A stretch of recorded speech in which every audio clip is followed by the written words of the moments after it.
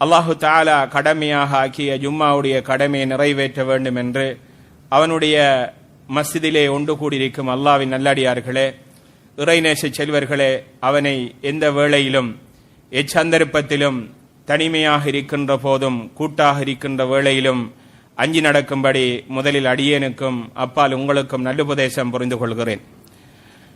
கணியத்துக்குரிய அல்லாஹ்வினுடைய நல்லடியார்களே, மூமின்களாக முஸ்லிம்களாக படைத்த நம்மை அல்லாஹு தஆலா நல்லொரு ஈடேற்றம் உள்ளவர்களாக வாழ வேண்டும் என்று அல்லாஹும் அல்லாஹுடைய தூதர் ஸல்லல்லாஹு அலைஹி வஸல்லம் அவர்களும் பல வழிகளை காட்டி தந்திருக்கிறார்கள்.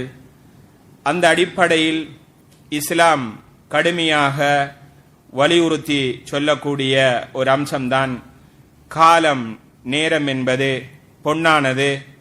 அதை மனிதன் சிறந்த வழியில் நடத்த வேண்டும் என்று இஸ்லாம் விரும்புகிறது. அதனால் தான் அல்லாஹு தஆலா அல் குர்ஆனில் பல இடங்களில் பல்வேறுபட்ட அமைப்பில் அல்லாஹு தஆலா சத்தியமிட்டு சொல்லுகிறான். சில இடங்களை பார்க்கிற போது வல்லுஹா, லுஹாவின் மீது சத்தியமாக, இன்னும் சில இடத்தில் வல்லைலி, இரவின் மீது சத்தியமாக என்று அல்லாஹ் சத்தியமிடுகிறான். இன்னும் சில இடங்களில் பார்த்தால் வஸ்ஸம்சி, சூரியனின் மீது சத்தியமாக என்று அல்லாஹ் சத்தியமிடுகிறான். இப்படி அல்லாஹ் காலை பொழுதின் மீதும், லுஹாவுடைய நேரத்தின் மீதும், இரவின் மீதும், சூரியன் மீதும், சந்திரன் மீதும் என்றெல்லாம் அல்லாஹ் சத்தியமிட்டு சொல்லுவது காலம் என்பது மிகவும் பெருமானம் உள்ளது என்பதை அடையாளப்படுத்துவதற்காக. இப்படியாக அல்லாஹ் சத்தியமிட்ட ரப்பு ஒரு சந்தர்ப்பத்தில் சொல்லுகிறான். சூரத்துல் அஸ்ர் என்று சொல்லக்கூடிய காலம் என்கின்ற ஒரு அத்தியாயத்தை அல்லாஹு தஆலா அருளுகிறான். அதுதான் காலத்தின் மீது சத்தியமாக என்று அல்லாஹ் சத்தியமிடுகிறான். காலையில், லுஹாவுடைய வேளையில், இரவினுடைய வேளையில் சத்தியமிட்ட ரப்பு வல் அஸ்ர், காலத்தின் மீது சத்தியமாக என்று சத்தியமிடுகிறான். சத்தியமிட்டு சொல்லுகிறான், இன்னல் இன்சான லஃபீ குஸ்ர், நிச்சயமாக மனிதன் என்பவன் நஷ்டத்தில் இருக்கிறான், அநியாயத்தில் இருக்கிறான், அழிவில் இருக்கிறான் என்று அல்லாஹ் சத்தியமிட்டதன் பின்னால் சொல்லுகிறான். எதன் மீது சத்தியமிடுகிறான் என்றால் காலம் என்கின்ற ஒரு விடயத்தை சொல்லி அதன் மீது சத்தியமிட்டு சொல்லுகிறான், மனிதன் நஷ்டத்தில் இருக்கிறான் என்று சொல்லிவிட்டு பின்னால் 4 நிலையில் உள்ளவர்களை தவிர என்று சொல்லுகிறான். பொதுவாக அல்லாஹ் இப்படியாக சத்தியமிட்டு முடித்திருந்தால் நம்முடைய நிலைமைகள் ஒரு கவலைக்கிடமாகவே இருந்திருக்கும். ஏன் அல்லாஹ் காலத்தின் மீது சத்தியமிட்டு மனிதன் நிச்சயமாக அநியாயத்தில் நஷ்டத்தில் இருக்கிறான் என்று சொல்லுகிறான் என்றால் அதை சொல்லிவிட்டு முடிக்கின்ற போது சொல்லுகிறான், இல்லல்லதீன ஆமனு, இந்த காலத்தை வீணாக அடிக்காமல் ஈமான் கொண்டவர்களாக இருக்கக்கூடியவர்களையும், அந்த ஈமானின் மூலமாக அவர்கள் இருந்துவிட்டு அப்படி செல்லாமல் வஅமிலு ஸாலிஹாத், நல்ல அமல்களை செய்யக்கூடியவர்களாகவும், இல்லல்லதீன ஆமனு வஅமிலு ஸாலிஹாத் வதவாஸௌ பில் ஹக்கி வதவாஸௌ பிஸ்ஸப்ர், ஒருவருக்கொருவர் நன்மையான காரியத்தை உபதேசம் செய்பவர்களையும் ஒருவருக்கொருவர் பொறுமையை கொண்டு உபதேசம் செய்பவர்களையும் தவிர என்று அல்லாஹு தஆலா இந்த வசனத்தை முடிக்கிறான். அப்படி என்றால் காலம் சிறப்பானது, மகிமையானது, மகத்துவமானது. அதில் மனிதன் புரியாமல் வாழ்ந்து கொள்ளக்கூடியவனாக இருக்கிறான். அதனால் அவன் நஷ்டவாளி. எனவே அப்படியான நஷ்டவாளிகளில் இருந்து அவன் தப்ப வேண்டுமாக இருந்தால் இந்த 4 அம்சங்களையும் அவன் இன்றியமையாமல் செய்து கொள்ள வேண்டும் என்பதை அல்லாஹு தஆலா ஆணித்தரமாக சொல்லுகிறான். இதனால் தான் இமாம் ஷாஃபி ரஹிமஹுல்லாஹ் அவர்கள் சொல்லுகிற போது அல்லாஹு தஆலா இந்த அல் குர்ஆனில் இருக்கின்ற 114 சூறாக்களில் இந்த சூறாவை மாத்திரம் அருளிருப்பானாக இருந்தால் அதுவே ஒரு மனிதனுக்கு போதுமானது என்று சொல்லுகிறார்கள். அப்படி என்றால் ஏனைய 113 அத்தியாயங்களும் சூறாக்களும் தேவையில்லை. இந்த ஒரு சூறாவும் ஒரு மனிதனுடைய வாழ்க்கை திட்டத்தை எப்படியாக அவன் அமைத்துக் கொள்ள வேண்டும் என்பதை ஆணித்தரமாக அல்லாஹ் சொல்லுகிறான் என்று அவர்கள் சொல்லி காட்டுகிறார்கள். ஆக கண்ணியத்துக்குரிய சகோதரர்களே, ஏன் நான் இந்த இடத்தில் இப்படி சொல்லுகிறேன் என்றால், இன்றைக்கு இந்த காலம் என்பது வேகமாக சுழல்கிறது.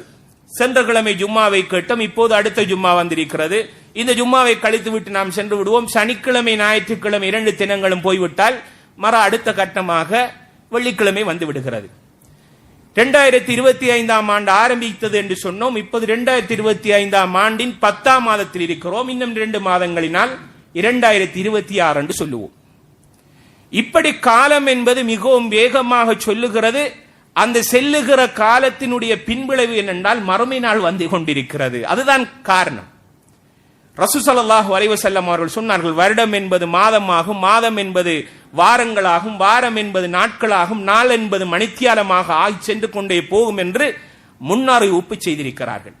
ஆனால் நம்மளுடைய நிலைமைகள் என்னென்றால் இந்த காலத்தை நாம் பின்தொடர்ந்து விரண்டு கொண்டிருக்கிறோம். அந்த காலத்தை சரியான முறையில் பயன்படுத்தாமல் நாம் இருக்கிறோம் என்பதுதான் கவலையான விடயமாகும். கணியத்துக்குரிய சகோதரர்களே, அல்லாஹ்வினுடைய நல்லடியார்களே, உண்மையாக ஹுத்பா கேட்பதற்கும் ஹுத்பா ஒரு இபாதத் என்பதற்காக வேண்டியும் தான் நேர காலத்தோடு மஸ்ஜிதிலே வந்திருக்கிறோம். இன்னும் ஒரு சில கூட்டம் அவர்களுக்குத்தான் இந்த தகவல்கள் சென்றடைய வேண்டும், இருந்தாலும் அவர்கள் நேர காலத்தோடு வரமாட்டார்கள். என்ன நிகழ்வாக இருந்தாலும் சரி, இன்றைக்கு இஷாவுக்கு பிறகு அசர் தொழுகையில் இருந்து உங்களுடைய பள்ளியில் ஒரு புரோகிராம் இருக்கிறது. இது யாரு வருவார்கள்? இப்படி நேர காலத்தோடு வரக்கூடிய சில சகோதரர்கள் வருவார்கள். ஏனைய சகோதரர்கள் அதுல பங்கெடுப்பார்கள் என்றா இல்லை.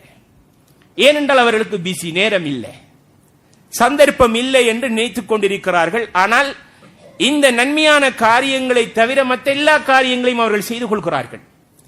அல்லாஹ்வுடைய தூதர் ஸல்லல்லாஹு அலைஹி வஸல்லம் அவர்கள் சொல்லுகிறார்கள், இந்த காலத்தோடு தொடர்பட்டதாக ஒரு செய்தியை சொல்லுகிறார்கள். இந்த உலகத்தில் நீங்கள் வாழ்கிற போது இஹ்தனிம் ஹம்ஸன் கப்ல ஹம்ஸ், நீங்கள் உங்களுடைய வாழ்க்கையில் 5 விடயங்கள் உங்களுக்கு வந்துவிடும். அந்த 5 விடயங்களும் வருவதற்கு முன்னால் இந்த 5 விடயங்களையும் நீங்கள் உங்களுடைய வாழ்க்கையில் பற்றி பிடித்துக் கொள்ளுங்கள், பேணிக் கொள்ளுங்கள், அதை எடுத்துக் கொள்ளுங்கள் என்று சொல்லுகிறார்கள். இந்த 5 விடயங்களையும் கண்ணியத்துக்குரிய சகோதரர்களே, அல்லாஹ்வினுடைய நல்லடியார்களே, நாம் நம்முடைய வாழ்க்கையில் சரிவர செய்து விட்டோம் என்றால் காலத்தின் மீது அல்லாஹ் சத்தியமிட்டு சொன்ன அந்த நிலையில் இருந்து நாம் பாதுகாப்பு பெற்றவர்களாக வாழலாம். ஏனென்றால் நிலைமை அப்படித்தான் இருக்கிறது. நிலைமை எப்படி இருக்கிறது என்றால் வேகமாக காலோட்டங்கள் சென்று கொண்டிருக்கிறது. ஆனால் இந்த காலோட்டத்தை சரியான முறையில் மனிதன் பயன்படுத்தாமல் இருக்கிறான். பயன்படுத்தாமல் இருந்து கொண்டு அவனுடைய மனம் போன போக்கிலே அவன் வாழ்ந்து கொண்டிருப்பது மிகவும் கவலையாக இருக்கிறது. மனிதன் படைத்த ரப்புல் ஆலமீன் சிறப்பான உன்னதமான நல்லொரு கண்ணியமான படைப்பாக ரப்பு மனிதனை படைத்து அவனிடத்தில் பலவீனத்தை படைத்திருக்கிறான். அந்த பலவீனம் என்பது மறதியாக இருக்கும், அவசர புத்தி என்பது இருக்கும், குறை காணக்கூடிய நிலைமை இருக்கிறது. இப்படி பல்வேறுபட்ட பலவீனமான நிலையையும் அல்லாஹு தஆலா இந்த மனித நிலை வைத்திருக்கிறான். எனவே அப்படியான மனிதனுக்கு இந்த காலோட்டம் கண்டிப்பாக ஞாபகமூட்டப்பட வேண்டும் என்பதனால்தான் அல்லாஹ்வுடைய தூதர் இந்த 5 விஷயத்தையும் சொல்லுகிறார்கள். நீங்கள் காலத்தை சரியாக திட்டமிட்டு, இன்றைக்கு முஸ்லிம்கள் ஒரு படுமோசமான நிலைக்கு சென்றிருப்பதற்குரிய காரணம் இந்த காலத்தை வரையறுத்து செயற்படாமல் இருப்பதுதான். டைம் மேனேஜ்மெண்ட் என்பது மனிதரிடத்தில் இல்லை, குறிப்பாக முஸ்லிம்களிடத்தில். இஸ்லாம் வலியுறுத்துகின்ற ஒரு பயங்கரமான நேரத்தை நாங்கள் பாதுகாக்க வேண்டும், பேண வேண்டும் என்று இஸ்லாம் சொல்லுகிறது. ஆனால் இஸ்லாமிய இந்த கொள்கை கோட்பாடை புரிந்தவர்கள் அப்படி செய்கிறார்கள் இல்லை. மாறாக இதை ஏற்க மறுக்கின்றவர்கள் டைம் மேனேஜ்மெண்ட் என்பது அவர்களுக்கு இருக்கிறது. ஒரு நிகழ்வு இத்தனை மணி என்றால் அத்தனை மணி தான், வேற ஒரு அதை விட தாண்ட மாட்டாது. ஆனால் நம்முடைய நிலைமை, தொழுகையை பார்த்தால் தொழுகை என்பது அல்லாஹு தஆலா சொல்லுகிறான், ஒரு நேரம் குறிக்கப்பட்டதாக இந்த இபாதத் இருக்கிறது என்று சொல்லுகிறான். அந்த தொழுகையை நாம தொழுகிறோம். அது அல்லாஹ் அருள் செய்த ஒரு சிலர்களை தவிர பெருங்கூட்டம் வெளியில் அப்படி இருக்காங்க. அவங்களுக்கு தொழுகைக்கும் என்ன ஒரு தொடர்பு இல்லை. அப்ப ஏன் இதை சொல்லுகிறோம் என்றால் அல்லாஹ்வுடைய கட்டளை ஒரு மனிதன், ஒரு முஃமின், ஒரு விசுவாசி இந்த நேரத்தை சரியான முறையில் கையாள வேண்டும் என்பதற்காகத்தான் அல்லாஹ்வுடைய தூதர் இதை சொல்லுகிறார். அதுல முதலாவது சொல்லுகிறார்கள், சபாபக கப்ல ஹரமிக், உங்கள் எல்லோருக்கும் இளமை பருவம் என்பது இருக்கிறது. அந்த இளமை பருவத்தை நீங்கள் முதுமை பருவம் வருவதற்கு முன்னால் பயன்படுத்திக் கொள்ளுங்கள் என்று சொன்னார்கள். காலத்தோடு உள்ள தொடர்பு. இளமை பருவம் மிக முக்கியமானது. இந்த இளமை பருவத்தை நம்ம மிஸ் பண்ணினோம் என்றால் பிறகு எதையும் அடைய முடியாது. இப்ப இளமை பருவம் என்பது சுப்ஹானல்லாஹ் எப்படி இளைஞர்களுடைய நிலம் இருக்குது. அல்லாஹ் கொடுத்த அந்த ஆரோக்கியத்தை, சிறப்பை, அந்த இளமைத்தனத்தை சுப்ஹானல்லாஹ் ரசூல் ஸல்லல்லாஹு அலைஹி வஸல்லம் உடைய காலத்தில் ஸைத் ரலியல்லாஹு அன்ஹு அவர்கள் 16-17 வயதுடைய ஒரு இளைஞன், அவர்களை ரசூல் ஸல்லல்லாஹு அலைஹி வஸல்லம் அவர்கள் ஒரு சாம்ராஜ்யத்துக்கு தலைவராக அனுப்பியிருக்கிறார்கள். முஆத் இப்னு ஜபல் ரலியல்லாஹு அன்ஹு அவர்களை பார்த்தால் அவர்களும் அப்படி ஒரு சிறு வயதிலே ஒரு சாம்ராஜ்யத்துக்கு தலைவராக, கவர்னராக அனுப்பியிருக்கிறார்கள். ரசூல் ஸல்லல்லாஹு அலைஹி வஸல்லம் அவர்களிடத்தில் இருந்த நபித்தோழர்களில் இப்னு அப்பாஸ் ரலியல்லாஹு அன்ஹுமா என்று சொல்லக்கூடிய நபித்தோழர் மிகவும் சிறு வயதுள்ளவர். அவர் மார்க்கத்தில் அல்லாஹ்வுடைய தூதர் அவருக்காக பிரார்த்தனை செய்திருக்கிறார்கள். அவருக்கு ஃபிக்ஹ் என்கின்ற அந்த கலையை அல்லாஹ் அவருக்கு கொடுக்க வேண்டும் என்றும், அவருக்கு அல்லாஹு தஆலா தஃப்சீர் அல் குர்ஆனுக்கு விளக்கம் கொடுக்கக்கூடியவராகவும் ஆகினார். சில பெரும் மூத்த சஹாபாக்கள் இருப்பார்கள், அவர்களுடைய கருத்தை விட ஒரு சிறந்த உன்னதமான கருத்தை முன்வைக்கக்கூடிய ஒரு நபித்தோழராக அந்த நபித்தோழர் இருந்தார். இப்படி இளமையை ஒரு சிறப்பாக அல்லாஹு தஆலா ஆக்க வேண்டும் இளைஞர்களுக்கு. அது எப்போது நமக்கு அந்த இளமை பருவம் இழக்கப்படுகிறதோ அப்போதுதான் அதனுடைய பெருமானம் விளங்கும். இதனால் தான் அல்லாஹு தஆலா சூரத்துல் கஹ்ஃப் என்று சொல்லக்கூடிய அத்தியாயத்தில் குகைவாசிகள் என்ற ஒரு கூட்டத்தை அல்லாஹ் பேசுகிறான். சூரத்துல் கஹ்ஃப் அதுதான். அதில் இளைஞர்கள் கூட்டம்தான் ஒரு கொள்கைக்கும் கோட்பாடுக்குமாக அல்லாஹ் ஒருவனைத்தான் வணங்க வேண்டும், அவனுக்கு நிகராக எதுவும் ஆக்கக்கூடாது என்று ஒரு பயங்கரமான நாட்டினுடைய ஜனாதிபதிக்கு எதிராக கிளந்தெழுந்த அந்த கூட்டம் சென்றார்கள், இளைஞர்கள் கூட்டம். அல்லாஹ் அவர்களுடைய வரலாறை பேசுகிறான், போய் படிக்க வேண்டும் சூரத்துல் கஹ்ஃப். அதை படித்தால் இளைஞர்களுக்கு ஒரு பாடமும் தேவையில்லை என்னை பொறுத்தவரை. அப்படி அல்லாஹ் பேசுகிறான். அந்த இளைஞர்கள் அவர்களுடைய முதுமை காலம் வருவதற்கு முன்னால் பயன்படுத்த வேண்டும். அல்லாஹு தஆலா அல்லாஹ்வுடைய தூதர் ஸல்லல்லாஹு அலைஹி வஸல்லம் அவர்கள் நாளை மறுமை நாளில் அல்லாஹு தஆலா தன்னுடைய அரசினுடைய நிழலை கொடுக்கக்கூடிய ஒரு கூட்டம் என்று 7 கூட்டத்தினரை பற்றி நபி ஸல்லல்லாஹு அலைஹி வஸல்லம் அவர்கள் சொல்லுகிறார்கள். அதில் ஒரு கூட்டம் யார் என்று தெரியுமா சகோதரர்களே? ஷாபுன் நஷஅ ஃபீ இபாதத்தில்லாஹ், ஒரு இளைஞன் அல்லாஹ்வுக்காக வேண்டி வாழ்ந்து மரணித்தவன். அப்படியான இளைஞனுக்கு அல்லாஹ் தன்னுடைய அரசினுடைய நிழலை வைக்கிறான். எனவே இந்த முதுமை என்பது அல்லாஹு தஆலா வைத்திருக்கிற ஒரு குறிப்பிட்ட காலம் வந்தால் நம்முடைய செயற்பாடுகள் அப்படியே மாறி போய்த்திரும். எனவே அந்த காலம் வரையறுக்கு உதாரணமாக ஒரு 35-40 வயது ஆகிவிட்டோம் என்றால் இப்போது அவர்களே தங்களுக்குள்ளே பலவீனமாகி விடுகிறார்கள். இன்றைய காலோட்டம் அப்படித்தான் இருக்கிறது. வயதை கேட்டால் எத்தனை வயது என்று சொல்லுவார், அவருடைய வயதுக்கு ஏற்ற மாதிரி அவருடைய செயற்பாடு இருக்க மாட்டாது. என்ன நோய் ஏலாமல் போயிருக்கிறது. மாஷா அல்லாஹ், ஒரு 75-80 வயதை தாண்டியவர்களுடைய நிலைப்பாடை பார்த்தால் அல்ஹம்துலில்லாஹ், அவர்கள் அழகாக கண்ணாடி ஸ்பெக்ஸ் போட மாட்டார்கள், வாசிப்பார்கள், ஓதுவார்கள் குர்ஆன். அவருடைய நடவடிக்கைகளை பார்த்து அழகாக சென்று வருவார்கள் மஸ்ஜிதுக்கு. இளைஞர்களுடைய நிலைப்பாடு இன்றைக்கு பலவீனம். என்ன என்று கேட்டால் காலோட்டம் அப்படியாக இருக்கிறது. உணவு மாற்றங்கள், காலங்கள், செயற்பாடுகள் அப்படியாக வந்திருக்கிறது என்று சில காரணங்களை சொல்லிக் கொண்டு போகிறார்கள். இப்படியான நிலைமையில் நான் என்னுடைய இளமை பருவத்தில் எப்படி கழித்தேன், அல்லாஹ்வுக்கும் அல்லாஹ்வுடைய அமைப்பிலும் பொருத்தமான அமைப்பில் என்னுடைய வாழ்க்கை நடவடிக்கைகள் இருந்திருக்கிறதா என்று கேட்டால் சுப்ஹானல்லாஹ், பதில் விரலிட்டு எண்ணக்கூடிய இளைஞர்கள் அல்ஹம்துலில்லாஹ் அதில் விதிவிலக்காக இருப்பார்கள். பெரும்பான்மையான இளைஞர்கள் அதிலும் இன்று வெள்ளிக்கிழமை சுப்ஹானல்லாஹ் ஒரு சின்ன ஒரு பெருநாள் நம்முடைய ஏரியா. என்ன பெருநாள்? பைக் எடுத்தார்கள் என்றால் தாறுமாறாக ஓடுறது. ஒரு பைக்ல 3 பேர் 4 பேர், ஏன் எங்க போற ஒரு மையத்து விசுவலம் கேட்ட மாதிரி தான் போவார்கள் இளைஞர்கள். யாரு வாராங்க, என்ன எவிடம், எது ஒன்றும் இல்லை. பாதைகளினால் அப்படி. ஒரு காலத்தில் ஆசிரியர்களுக்கு மாணவர்கள் கொடுத்த கண்ணியம் மதிப்பென்பது இப்போது இல்லை. எப்படி வரும்? பெற்றோர்களுக்கு பிள்ளைகள் மதிப்பு கொடுக்காமல் மரியாதை இல்லாமல் இருக்கின்ற போது ஆசிரியர்களுக்கு எப்படி மரியாதை கொடுக்க போகிறார்கள்? ஆசிரியர்களை கண்டால் ஒரு காலம் மாணவர்கள் இறங்கி வாகனத்தில் அப்படி வருவார்கள், பைக்கில் அப்படி தள்ளிக்கு வருவார்கள். ஏனென்றா படித்து தந்த ஆசிரியர் அவர். சில நேரங்களில் சாரன் அப்படி ஏதாவது அப்படி உயர்த்தின மாதிரி அப்படி கட்டினால் சார் வந்துட்டா அப்படின்னு சொல்லி இது செஞ்சிருவான். இன்றைக்கு வாப்பாக்கு முன்னுக்கு அப்படித்தான் நின்று பேசுறான். வாப்பம்மா பேசுகிற போது நல்ல முறையில் நின்று பேசக்கூடிய இளைஞர்கள் மிச்சம் கஷ்டம். பேசுகிற போது எனக்கும் கவலையாக இருக்கிறது, என்னுடைய பிள்ளைகளுடைய எதிர்காலம் எப்படியாக அமையப்பெறும் என்று ஒரு பயந்த நிலையில் தான் நானும் பேசுகிறேன். இப்படித்தான் சூழல் இருக்கிறது. அல்லாஹ் பாதுகாக்க வேண்டும். இளமை பருவம் என்பதை ஒரு நெறிப்படுத்திய அமைப்பில் பெற்றோர்களுடைய வகிப்பாகம் இருக்க வேண்டும். பிள்ளைகளோடு பெற்றோர்கள் போலீஸ்காரியாக இருக்கக்கூடாது. பெற்றோர்கள் அவர்களோடு நல்ல முறையில் இரக்கமாக நண்பர்களாக பழக வேண்டும். தன்னுடைய பிள்ளை வாப்பாவை மதித்து அல்லது தாயை மதித்து அவனுடைய பிரச்சனையை வெளிப்படையாக சொல்லக்கூடிய மாதிரி நாம் நடக்க வேண்டும். அப்படி நடந்தால் நமக்குள் நல்ல ஒரு நிலைப்பாடு வரும். பெற்றோர்கள் மஸ்ஜிதுக்கு வருகிற போது தன்னுடைய பிள்ளைகளை கூட்டி வர வேண்டும்.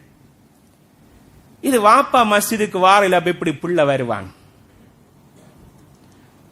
வாப்பாவுக்கு இஸ்லாம் என்றால் என்னென்னு தெரியாது, தொழுகை என்றால் என்னென்னு தெரியாது, நோம்பு என்றால் என்னென்னு தெரியாது, உம்மாவுக்கு அல்லாட காவல் அதை பற்றிய சிந்தனையே இல்லை. ஆனா புள்ள டியூஷன் வகுப்புக்கு போகலன்னா அதுக்கு பிரச்சனை பட்டுக்கிருப்பாங்க. அப்ப அல்லாஹ்வுடைய வெற்றி இருக்கிறது என்று அல்லாஹ் அடையாளப்படுத்திய தொழுகையை தொழாமல் இருக்கிற பிள்ளைக்கும் கணவனுக்கும் சாப்பாடு இல்லை என்று யாராவது போராடி இருக்கிறார்கள் இந்த வீட்டிலேயாவது? மகரிபுடைய தொழுகை முடிந்ததற்கு பின்னால் வீடுகளில் சுபஹானல்லாஹ் ஒரு 15-20 வருடங்களுக்கு அப்பால் முன்னால் பார்த்தால் குர்ஆன் ஓதுற சத்தம் தான் ஃபுல்லா கேட்கும் வீடுகள்ல. இப்ப அது குர்ஆன் ஓதுற ஒரு மேட்டரே இல்லை. என்ன படிப்பு, நேற்றைய பாடம் என்ன நடந்தது, டியூஷன்ல என்ன நடந்துச்சு, எந்த கிளாஸுக்கு போனா, இதான் பிரச்சனை, இதான் பேச்சு. அப்ப இளமை பருவம் என்பது அது அல்லாஹ் தந்திருக்கின்ற ஒரு பெரும் ஒரு கிஃப்ட். அந்த நிலையிலே நாம் சரியான முறையில நடைமுறைப்படுத்த வேண்டும் என்பதை அல்லாஹ்வுடைய தூதர் ஸல்லல்லாஹு அலைஹி வஸல்லம் அவர்கள் சொல்லுகிறார். நிறைய விஷயங்கள் இருக்குது என்பதனால நான் அவசரமாக அடுத்தடுத்த விஷயங்களுக்கு போகிறேன். அப்ப முதலாவது இளமை பருவம் என்பதை நாம் முதுமை வருவதற்கு முன்னால் பயன்படுத்திக் கொள்ள வேண்டும். இது கால ஓட்டத்தில் உள்ளது. இரண்டாவதை சொல்லுகிறார்கள், சிஹ்ஹதக கப்ல ஸகமிக். ஆரோக்கியம் அல்லாஹ் தந்த ஒரு பெரும் ஒரு அருள். இந்த ஆரோக்கியத்தை நீ நோய்வாய்ப்படுவதற்கு முன்னால் பயன்படுத்திக் கொள். சுப்ஹானல்லாஹ். அண்டை பாருங்க, இவ்வளவோ சம்பாதிக்கிறாங்க, தேடுறாங்க, எவ்வளவு சம்பாதிக்கிறோம், இரவு பகலாக ஓடுறோம், அலைகிறோம், தேடுறோம், எல்லாம் செய்கிறோம். அவர்களுடைய வாழ்க்கையில நீங்க பாத்தீங்கன்னா இந்த இபாதத்துக்கு வணக்கத்துக்கு மஸ்ஜிதோடு உள்ள தொடர்புகள் எப்படி இருந்திருக்குன்னு கேட்டா ஒன்றுமில்லை. எப்படி டாக்டர் சொல்லுவாருன்னு சொல்லுங்க, நீங்க இதை சாப்பிடக்கூடாது, இதை சாப்பிடணும் உங்களுக்கு, ஏன்னா உங்களோட வருத்தத்துக்கு சரி வராது, உங்களோட சுகர் வந்து டொப்பில் இருக்குது, பிரஷருக்கு இது சாப்பிடலாம், அப்படி கண்ட்ரோல் பண்ணிடுவாங்க. அப்ப நம்ம அலைஞ்சி அலைஞ்சி இரவு பகலாக நேரம் என்றது ஒன்றுக்கும் கணக்கெடுக்காத மாதிரி அலைஞ்சு திரிஞ்சு சேர்த்த சம்பாதிப்பு நம்ம எதற்காக வேண்டி சகோதரர்களே? உண்ணுவதற்கும் குடிப்பதற்கும் பருகிக் கொள்வதற்கும் உடைகளை அணிந்து கொள்வதற்கும் தான் நாம் இதை தேடுவது, சம்பாதிப்பது. அப்படி தேடக்கூடிய அந்த சம்பாதிப்பில் இதை சாப்பிடக்கூடாது அதை சாப்பிடுங்கள் என்று வரையறுக்கப்பட்ட ஒரு நிலையில் இருக்கிறோம் என்றால் நம்முடைய ஆரோக்கியம் இல்லாமல் போயிருக்கிறது. எனவே ஆரோக்கியமாக இருக்கிற போது நம்முடைய வாழ்க்கையை நாம் பிளான் பண்ணி கொள்ள வேண்டும். இன்றைக்கு பார்க்கிறோம், சுப்ஹானல்லாஹ், மஸ்ஜிதில் கதிர சேரு கண்டு ஒரு ஏரியா ஒதுக்கிடுவாங்க சில மஸ்ஜிதுகளை. எங்களுக்கு மதீனாவில் படித்து தந்த ஒரு ஷேக் சொன்னார், ஒரு 15-20 வருடங்களுக்கு முன்னால ஹரத்தில இந்த சேர்ஸ்களை காணலான்னு சொன்னார்.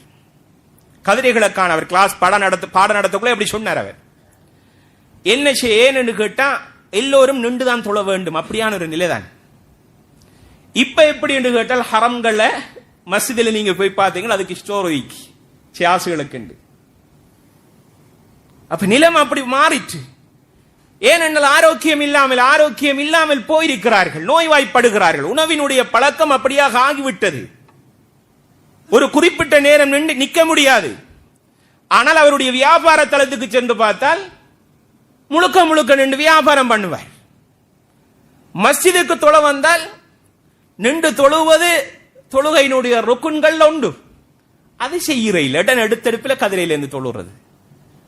அப்ப இதுக்கு முன்னால் அவருடைய நிலப்பாடு என்ன? உண்மையா பாருங்க, தொழுகை அல்லாஹ்வோடு பேசக்கூடிய ஒரு இபாதத். அது அல்லாஹ்வோடு நேரடியாக பேசக்கூடிய ஒரு இபாதத் என்றால் தொழுகை. அதிலும் குறிப்பாக சுஜூதை நிலத்தில் படக்கூடிய அமைப்பில் இருந்தால் தான் அந்த தொழுகையினுடைய ரூஹானியத், உயிரோட்டம் இருக்கும் சகோதரர்களை. தொழக்கூடியவர்களுக்கு அதனுடைய டேஸ்ட் விளங்கும், அதனுடைய இன்பம். அப்ப ஏலாமல் போகிற காலம் வந்தால் சரியா சுஜூது செய்து தொழ முடியாமல் இருக்கிறது. அப்ப நோய்வாய்ப்பட்டால் இவ்வளவு கவலைப்படுறோம்.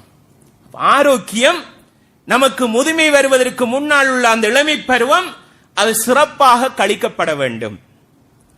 அது இல்லாமல் நாம் நோய்வாய்ப்பட்டு விட்டோம் என்றால் இன்னா லில்லாஹி வ இன்னா இலைஹி ராஜிஊன். இன்றைக்கு வார நோய்கள் அல்லாஹு அக்பர். சிலர்களை பார்த்தால் இந்த யூரின் பாஸ் பண்றத பையில் எடுத்து திரிறாங்க. ஹாஸ்பிட்டலுக்கு போய் சும்மா ஒரு விசிட் பண்ணி பாருங்க. நம்மளும் சில நேரங்களில் வருத்தம் இருந்தா நம்மளோட வருத்தம் ஒரு வருத்தமே இல்லை, அவங்கள ஒப்பிட்டு பார்க்கல. சில சகோதரர்களை பார்த்தா கிட்னி ஃபெயிலியரா, நல்லா பேசிக்க இருந்த மனிதன் சகோதரர் இடுப்பால வளைஞ்சு போயிருப்பார். அவரை பொடிய நம்ம கண்டிஷன் உள்ளவர் பார்த்தோம். இன்றைக்கு அவரை பார்க்கக்குள்ள இவர் தானா என்று மதிக்க முடியாமல் இருக்கிறார். என்ன சுகர், கேன்சர், நல்லா பேசிக்க இருந்த மனுஷன் இன்றைக்கு மௌத்தாம் அப்படி என்று பேசிப்படுது பார்க்கிறோம். ஏனென்றால் அவருக்கு இதுவரைக்கும் தெரியாது இந்த பிரச்சனை, இந்த கிட்னி இவ்வளவு ரெண்டும் ஃபெயிலியர் ஆயிட்டு அதை நான் உங்களுக்கு ஒன்றும் செய்யறாரு, டேட்டே கொடுத்துருவாங்க ஹாஸ்பிட்டல்ல. அப்ப இப்படியாக எல்லோருக்கும் வருகிறது, நடக்க போகிறது. எனக்கும் உங்களுக்கும் இதுதான் நிலைமை. எனவே அல்லாஹு தஆலா தந்திருக்கின்ற ஆரோக்கியம் என்பது மிகவும் ஒரு பெருமதியானது. அந்த ஆரோக்கியத்தனத்தை வைத்துக் கொண்டு நானும் நீங்களும் நொண்டிச்சாட்டு சொல்லிக் கொண்டு வாழ்வோம் என்றால் அல்லாஹ்வுக்கு நன்றி கெட்டவர்களாக நாம் இருக்கிறோம். அல்லாஹ் எவ்வளவு பெரும் நிஅமத்துகளை தந்திருக்கிறான் சகோதரர்களே. அல்லாஹ் கேட்கிறான், வஃபி அன்ஃபுசிக்கும் அஃபலா துப்சிரூன். உங்களுக்குள்ளே அல்லாஹு தஆலா எவ்வளவு நிஅமத்துகளை வைத்திருக்கிறான், அந்த நிஅமத்துகளை நீங்கள் பார்க்க கூடாதா என்று ரப்பு சொல்லுகிறான். கண் பார்வை இழந்த போதுதான் அந்த கண்ணுடைய பெருமானம் விளங்குகிறது சகோதரர்களே. கிட்னியை சுப்ஹானல்லாஹ் எவ்வளவு லட்சக்கணக்கில் காசை வச்சுக்கொண்டு கிட்னி ஒன்று வேண்டணும் என்று செட் ஆகுதில் என்று அலைந்து திரிகிறார்கள். சில நேரங்கள் யாரையாவது ஒருவருடைய கிட்னி எடுத்து வச்சால் அடுத்த நாள் ஆல் அவுட். பல லட்சக்கணக்கான காசுகளை கொடுத்து அந்த கிட்னியை வேண்டி வைக்கிறான். இன்னும் சிலரை பார்த்தால் மாதத்துக்கு ஒருக்கா அல்லது 2 மாதத்துக்கு ஒருக்கா பிளட் மாத்தணும் சொல்லுவாங்க. அப்படி மாத்தலாட்டி அது அப்படியே தண்ணியா பெய்த்திருது என்று சொல்லுகிறார்கள். வருத்தத்தை கேட்கக்குள்ள அதிசயமா இருக்கிற சகோதரர்கள். அல்லாஹ் எவ்வளவு நிஅமத்தை தந்திருக்கிறான், எவ்வளவுக்கு பேசக்கூடிய நாவை அல்லாஹ் நமக்கு தந்திருக்கிறான், கொடுக்கல் வாங்கல் செய்யக்கூடிய கையை தந்திருக்கிறான், பார்ப்பதற்குரிய கண்ணை தந்திருக்கிறான், சிந்திப்பதற்குரிய சிந்தனை மூளையை தந்திருக்கிறான். எல்லாவற்றையும் தாண்டி நமக்கு ஏதாவது மலம் சலம் கழிக்கப் போகிறோம் என்றால் நம்முடைய புத்தி செல்லுகிறது. நாம் செல்லுகிற இடத்துக்கு சென்றால் தான் கழிக்க முடியும் என்று அடக்கி வைத்துக் கொள்கிறோமா இல்லையா? பாதைகள்ல புத்தி இல்லாத மிருகங்களை போன்று அப்படி கழிப்பதற்குரிய நிலைமை இருக்கிறதா சகோதரர்களே? எனக்கும் உங்களுக்கும் அல்லாஹு தஆலா எவ்வளவு பெரிய ஒரு அருளை தந்திருக்கிறான். சிலருக்கு வருத்தம் வருகிறது, அந்த நோய் அவர்களுக்கு எது போகிறது எது வருகிறது என்று தெரியாத நோய்களோடு எத்தனை பேர் பெற்றில் இருக்கிறார்கள் என்று தெரியுமா? இஸ்லாம் சொல்லுகிறது நோயாளியை குணம் விசாரிக்க செல்லுங்கள் என்று. பார்த்தால் அந்த நோயினுடைய நிலைப்பாடு எனக்கு புரிந்தால் எனக்கு அல்லாஹ் தந்திருக்கின்ற ஆரோக்கியத்தை உணர்ந்து கொள்வதற்கு அல்லாஹ் வாய்ப்பை தருகிறான். இவ்வளவு நன்றி கெட்டவர்கள் நாம், எவ்வளவு பெரிய நியாமத்தோடு இருக்கிறோம். நானும் நீங்களும் எப்படி நினைக்கிறோம் என்றால் அல்லாஹ் அருள் செய்ய வேண்டும், வசதி படைக்க வேண்டும், நாம் வாகனம் எடுத்து ஓட வேண்டும், பெரிய பெரிய வீடுகளிலே இருக்க வேண்டும், அதுதான் வசதியும் வாய்ப்பும் என்று நினைக்கிறோம் சகோதரர்களே. ஒருவர் நோய் இல்லாமல் ஆரோக்கியத்தோடு இருப்பது என்பது அல்லாஹ் செய்திருக்கிற அருள்களில் நிஅமத்துகளில் ஆகப்பெரும் ஒரு அருள். எனவே நோய்வாய்ப்படுவதற்கு முன்னால் ஆரோக்கியத்தை பயன்படுத்திக் கொள்ளுங்கள் என்று ஸல்லல்லாஹு அலைஹி வஸல்லம் அவர்கள் சொல்லி காட்டுகிறார்கள். இது இரண்டாவது விஷயம். மூன்றாவது சொல்லுகிறார்கள், இந்த இடத்தில் கினாஅக கப்ல ஃபக்ரிக், நீ இந்த உலகத்திலே வாழ்கிற போது அல்லாஹ் உனக்கு வாய்ப்பு வசதியை தருகிறான், சொத்துக்களை தருகிறான், நீ பணக்காரன் என்ற பேரோடு இருக்கிறாய். உனக்கு ஒரு காலம் ஏழ்மை வரும். அந்த ஏழ்மை வருவதற்கு முன்னால் உன்னிடத்தில் இருக்கின்ற சொத்துக்களை, அது தந்த அருள்களை நீ பயன்படுத்திக் கொள்ள அல்லாஹ்வுடைய தூதர் சொல்லுகிறார்கள். இதுவும் காலோட்டத்தில் உள்ள ஒரு விஷயம் தான் சகோதரர்களே. வசதி வாய்ப்போடு இருக்கக்கூடியவர்களுக்கு கொம்பு முளைச்சிடும். என்ன கொம்பு?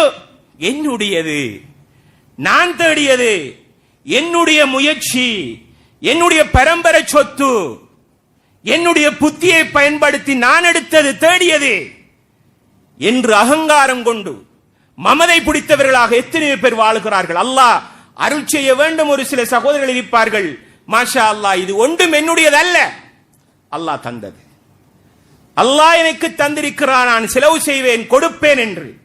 இன்னும் ஒரு கூட்டம் இந்த தந்த சொத்துக்களை, இந்த வசதி வாய்ப்புகளை பிழையான வழிகளிலே செயற்படுத்துவதை பார்க்கிறோம். எப்படி? மார்க்கம் விரும்பாத சில களியாட்டங்கள் நடைபெறும். மார்க்கம் தடை செய்ய வேண்டும் என்று சொல்லியிருக்கின்ற ஒரு செயற்பாடுகள் இருக்கும், அதற்கு கொடுத்து விடுவார்கள். கொடுத்தால் அவருடைய பேர் பெரிய பேனர்ல வரும். அப்ப ஏன் அவர் கொடுக்கிறார்? நான் ஒரு பணக்காரன், ஒரு சொத்து குறித்தானவர், எனவே நான் செய்கிறேன் என்ற நிலையில் வரும். அல்லாஹ் சோதனையாக சொத்துக்களை ஆக்கியிருக்கிறான் சகோதரர்களே. பிள்ளை குட்டிகளும் சொத்து செல்வங்களும் அல்லாஹ் ஒரு சோதனையாக ஆக்கியிருக்கிறான் என்று அல்லாஹ்வே சொல்லுகிறான். எனவே அந்த சொத்துக்கள், அந்த பொருளாதாரம், அது உன்னை விட்டு விலகி போவதற்கு, இல்லாமல் போவதற்கு ஒரு சந்தர்ப்பம் வரும். ஏழ்மை என்பது உனக்கு வந்துவிடும். எனவே அந்த ஏழ்மை வருவதற்கு முன்னால் உன்னுடைய சொத்து செல்வங்களை நீ அல்லாஹ்வுடைய பாதையிலே செலவு செய்துவிடு. எப்படி செய்ய வேண்டும்? உன்னுடைய வலக்கரம் கொடுப்பது இடக்கரங்களுக்கு தெரியக்கூடாது. வறுமை ஒழிப்பு திட்டத்தை இஸ்லாம் பகிரங்கமாக பேசுகிறது. இன்றைக்கு சரியாக ஜக்காத்துகளை கணக்கெடுத்து கொடுப்பார்களாக இருந்தால், இந்த பாதைகளிலே திரியக்கூடிய ஏழைகள், வசதி இல்லாமல் திரியக்கூடியவர்கள், சில வேளை அவர்களுக்கு சரியான முறையில் ஜக்காத் போய் சேருமாக இருந்தால் அவர்கள் நம்மளை விட வசதி வாய்ப்புள்ளவர்களாக இருப்பார்கள். அது சரியா நடக்குதில்லை. சும்மா யாசகம் கேட்டு வாரவருக்கு ஏதாவது கொடுத்து விட்டு நான் ஜக்காத் கொடுத்து விட்டேன். ஜக்காத்துக்கும் சதகாவுக்கும் உள்ள வித்தியாசம், வேறுபாடுகள் புரிகிறார்கள் அல்ல. எனவே அல்லாஹ் செய்திருக்கக்கூடிய ஒரு அருள் நிஅமத், பொருளாதாரம். அந்த பொருளாதாரம் இழக்கப்படுவதற்கு முன்னால் சரியான முறையில் திட்டமிட்டபடி செயற்படுத்த வேண்டும். இதை அல்லாஹ்வுடைய தூதர் சொல்லுகிறார்கள். நான்காவது சொல்லுகிறார்கள், ஃபராகக கப்ல ஷுக்லிக், ஓய்வு நேரம் என்பது இருக்கிறது உனக்கு. இந்த ஓய்வு நேரம் இருக்கிறதே, அந்த நேரத்தை நீ பிஸி ஆகுவதற்கு முன்னால் பயன்படுத்திக் கொள்ள சொன்னார்கள். இன்றைக்கு பார்த்தால் சுப்ஹானல்லாஹ், எல்லார வாயாலையும் வார கதை என்ன? ஏன் நீங்க வரல? ப்ரோக்ராம் நடந்துச்சு மஸ்ஜிதுக்கு, பிஸி, டைம் இல்ல. என்ன பிஸி சகோதரர்கள்? என்ன என்ன பிஸி என்ன கொஞ்சம் சொல்லுங்களேன். சும்மா ஃப்ரெண்ட்ஷிப்பாக கேட்டா செல்லு வர, அந்த செல்லுல கதைகளை கேட்டா சிரிப்பு வரும். ஒன்றுமில்ல, வைஃபை கொண்டு விட்டாங்க, திரும்ப அங்க சகலன் வந்தார், பேசிக்கிருந்தோம், அப்படி பேசி டைம். அல்லாஹ் பாதுகாக்க வேண்டும் அந்த பிஸி, அந்த பேசிக்கிருக்கக்குள்ள நம்முடைய ரூஹ் அல்லாஹ் பறிச்சுட்டானண்டா என்ன நிலைமை? அல்லாஹ்வுடைய தூதர் சொல்லுகிறார்கள், இந்த உலகத்தில் மனிதனுக்கு கொடுக்கப்பட்ட நிஅமத்துகள் ரெண்டு, நிஅமத்தான், இரண்டு நிஅமத்துகளை நாம் கொடுத்திருக்கிறோம். ஆனால் அதிகமானவர்கள் அதை மறந்தவர்களாக, பொடுபோக்குத்தனமுடையவர்களாக, அதை கண்டுகொள்ளாதவர்களாக இருந்து கொண்டிருக்கிறார்கள் என்று சொன்னார்கள் நபி ஸல்லல்லாஹு அலைஹி வஸல்லம் அவர்கள். என்ன? அஸ்ஸிஹா வல் ஃபரா, ஆரோக்கியமும் ஓய்வு நேரமும். ஆரோக்கியமும் ஓய்வு நேரமும் மனிதனுக்கு கொடுத்திருக்கின்ற நிஅமத்துகளில் பெரும் ஒரு நிஅமத்தாகும். இதை மனிதர்கள் மறந்தவர்களாக, சிந்திக்காதவர்களாக, பொடுபோக்குத்தனமுடையவர்களாக இருக்கிறார்கள் என்று சொன்னார்கள். நம்மளுக்கு கிடைக்க நேரம் எல்லாம் என்ன பிளான் சகோதரர்களே? கலண்டரை பார்க்க, எப்ப லீவு நாள் வருது, வார 6ஆம் தேதி திங்கட்கிழமை நல்ல லீவ் ஒன்று வருது, எப்படி கெட் டுகெதர், ஃபேமிலி எல்லாம் ஒன்று சேர்ற, கட்டாயம் ஃபேமிலி ஒன்று சேரணும். இன்றைக்கு ஒரு வகையான நோய் அந்த கெட் டுகெதர் என்றது. ஃபேமிலி கட்டாயம் நிச்சயமாக ஒன்று சேரணும். ஏன் ஒன்று சேருகிறோம்? குடும்பம் ஒன்று சேர்ந்து பேசுற, கதைக்கிறது இல்லை, அவங்களோட நலவு என்ன, இவங்களோட கெடுதி என்ன என்று பார்க்கிறதுக்காக வேண்டி இருந்தால் அல்ஹம்துலில்லாஹ். இன்னைக்கு சில சகோதரர்கள் சேர்ற இல்ல, பயம் என்னன்னு கேட்டால் சேர்ந்திருக்கிற குடும்பம் பிரிந்து போயிருமோ என்ற பயத்தில்.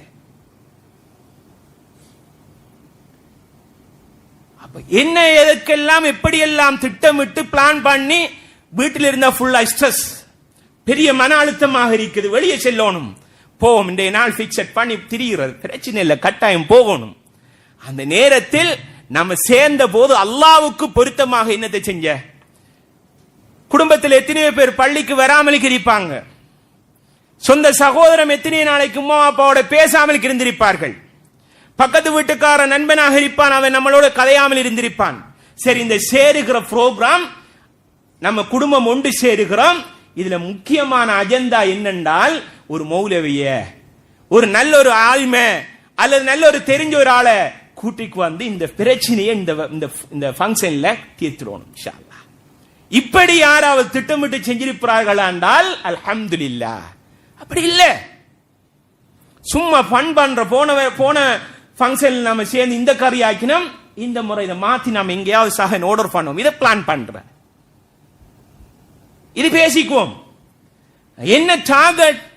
கிடைச்ச அந்த ஓய்வு நேரத்தை ஃபுல்லா.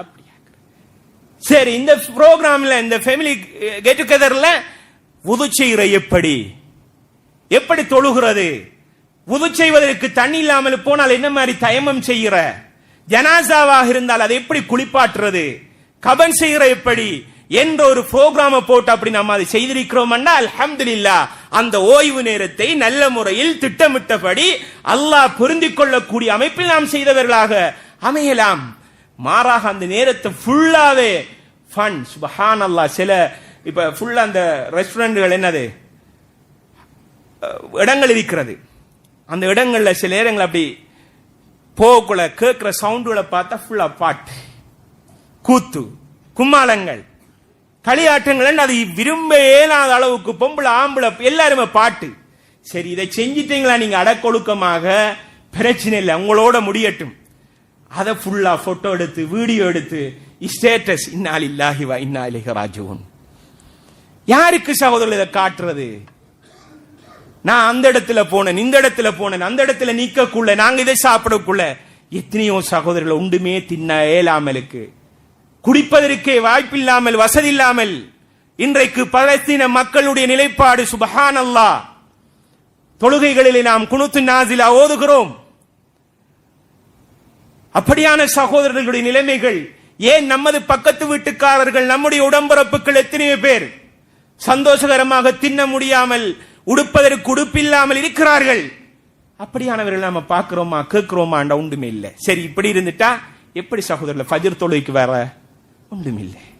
இஸ்லாம் சொல்லுறது, இஷா தொழுகைக்கு பின்னால வீணாக பேசிக் கொண்டிருப்பதை இஸ்லாம் தடுக்கிறது.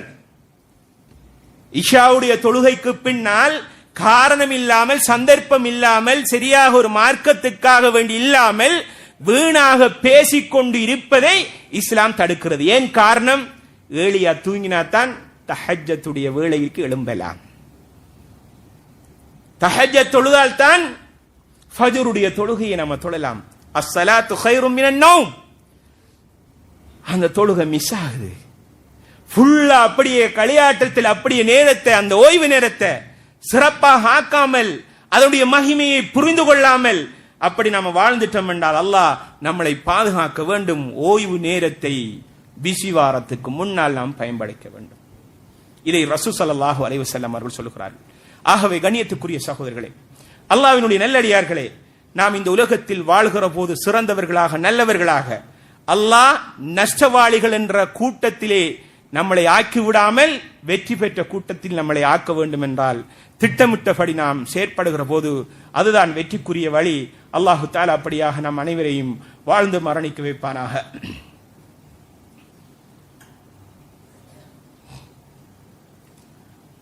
அல்ஹம்துலில்லாஹி ரப்பில் ஆலமீன் வஸ்ஸலாத்து வஸ்ஸலாமு அலா சய்யிதினா முஹம்மதின் வ அலா ஆலிஹி வ அஸ்ஹாபிஹி வ மன் தபிஅஹும் பி இஹ்சான் இலா யௌமித்தீன். அம்மா பாத். ஐந்தாவதாக சொல்லுகிறார்கள், ஹயாத்தக கப்ல மௌத்திக். உன்னுடைய வாழ்நாளை, மரணம் என்பது உனக்கு இருக்கிறது, அந்த மரணத்துக்கு முன்னால் நீ பயன்படுத்திக் கொள் என்று சொன்னார்கள்.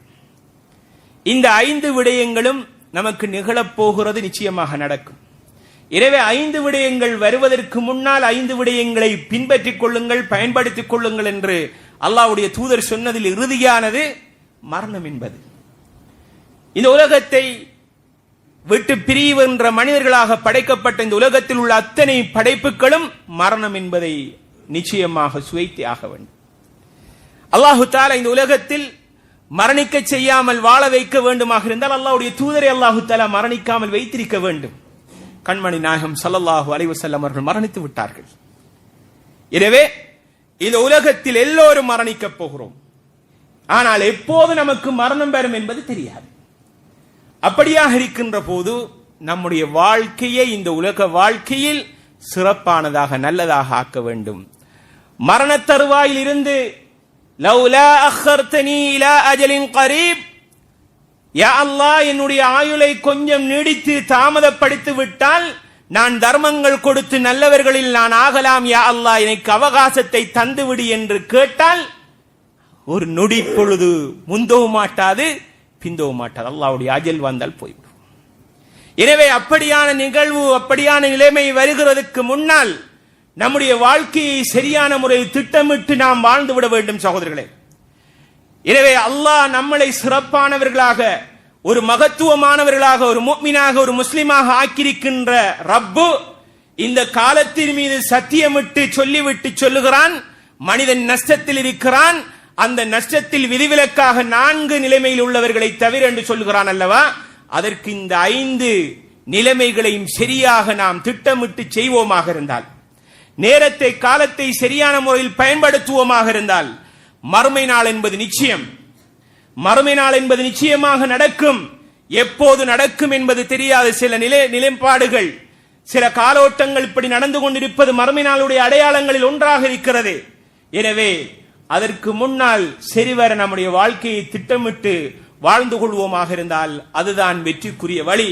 அப்படியாக வாழ்ந்து நானும் நீங்களும் மரணிப்போமாக இருந்தால் அதுதான் ஒரு முஃமினுடைய இலட்சியமும் இலக்குமாக அமையும். அல்லாஹு தஆலா இந்த காலத்தை சரியாக புரிந்து, கால ஓட்டங்களை சரியாக விளங்கி, நல்லவர்களாக திட்டமிட்டு வாழ்ந்து மரணிப்பதற்கு அல்லாஹ் நம் அனைவருக்கும் அருள் பாலிப்பானாக. அகௌலி ஹாதா வஸ்தக்ஃபிருஹு இன்னஹு வல் கஃபூருர் ரஹீம்.